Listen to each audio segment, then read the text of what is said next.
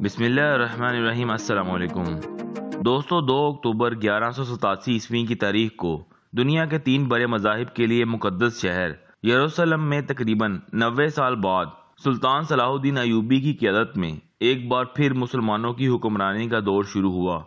شہر کی فصیلوں پر ایوبی پرچم لہرایا گیا اور مقدس مقامات سے صلیبیوں کی علامات ہٹانے کا کام شروع کیا گیا۔ یروشلم ایک محاصرے کے بعد شہر کے مسیحی حکمرانوں اور سلطان صلاح الدین ایوبی رحمۃ اللہ کے درمیان ایک معاہدے کے نتیجے میں مسلمانوں کے حوالے کر دیا گیا تھا۔ یروشلم کی فتح سے پہلے مسلمان سلطان صلاح الدین ایوبی کی قیادت میں صلیبی افواج کو جنگ حطین میں فیصلہ کن شکست دے چکے تھے۔ فتح کے بعد شہر کا ہر باسی معاہدے میں طے کی گئی رقم ادا کر کے آزادی سے کسی دوسرے مسیحی علاقے میں جا سکتا تھا۔ فتح بیت المقدس میں سلطان صلاح الدین ایوبی رحمۃ اللہ نے رحم دلی کی ایسی مثال قائم کی جس کی ماضی میں کوئی نظیر نہیں ملتی۔ کئی ہفتوں تک شہر سے لوگ رقم ادا کر کے جاتے رہے۔ جو رقم ادا نہیں کر سکتے تھے وہ مدد مانگتے رہے، اور ان میں سے ہزاروں کی مدد خود سلطان صلاح الدین ایوبی اور ان کے بھائی سیف الدین نے ذاتی طور پر توان ادا کر کے کی، اور بہت سے غربا کو شہر کے سابق مسیحی حکمرانوں کی درخواست پر بغیر توان ادا کیے جانے دیا گیا۔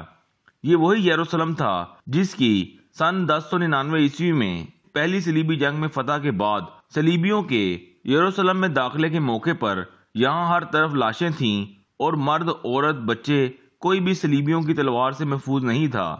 لیکن سلطان صلاح الدین ایوبی رحمۃ اللہ نے رحم دلی کی اعلیٰ مثال قائم کرتے ہوئے نہ صرف عیسائیوں کو معاف کیا بلکہ ان کی املاک بھی انہی کو واپس کر دیں۔